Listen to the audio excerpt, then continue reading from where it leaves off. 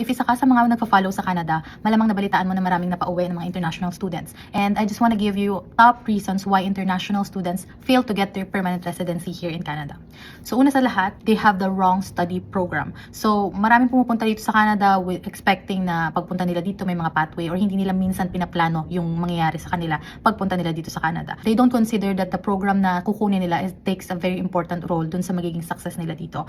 Lagi kong sinasadya sa mga student ko na make sure na sa program pa lang is piliin nila ng maayos yung may pathway, and iplano talaga natin ahead of time kasi para hindi mag-fail sa permanent residency.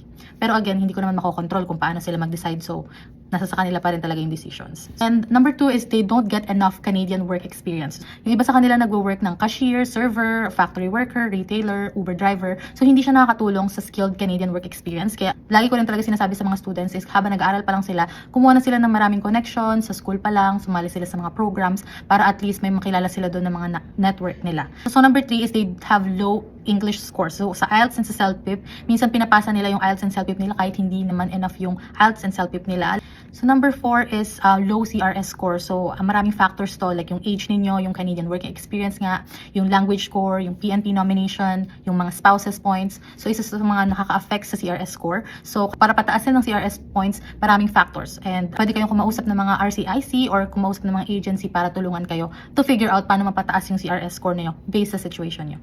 And number 5 is hindi sila nag-a-apply sa right PNP program or sa right provincial nominee program. So hindi nila alam yung mga pathways, and minsan nami-miss pa nila yung deadlines, tapos hindi nila na-meet yung requirement ng job. So kailangan mag-research kayo ng deep research, hindi porket meron na kayong PNP is magkakaroon na kayo ng PR or magkakaroon na kayo ng express entry. So number 6 is they don't get skilled job quickly after PGWP. So yun nga sinasabi ko sa mga students while studying, maghanap na kayo ng trabaho kasi very important na may connection na kayo, and after graduation, pag PGWP na kayo, tuloy-tuloy na yun, and huwag kayo mag-settle sa isang trabaho, kailangan maghanap pa kayo ng iba pang connection kasi pag nag-fail yung isa, at least meron kayong isa pa, diba? So keep on job searching, work on more skilled trades programs, and maghanap kayo ng marami pang ibang backup plan. So, yun. And number 7 is the immigration policy changes. So, marami mga nagbabagong policy yung immigration, kaya medyo mahirapan tayo kasi yung CRS cutoff, syempre minsan tumataas yan, so hindi mo masasabi. Hindi porket nagpa-process kayo sa agencies, ibibigay nyo na sa kanila yung full trust nyo. Kahit sa amin kayo nagpa-process, dapat aware pa din kayo sa lahat ng nangyayari. Hindi nyo pwedeng iwan lang sa agency yung responsibility.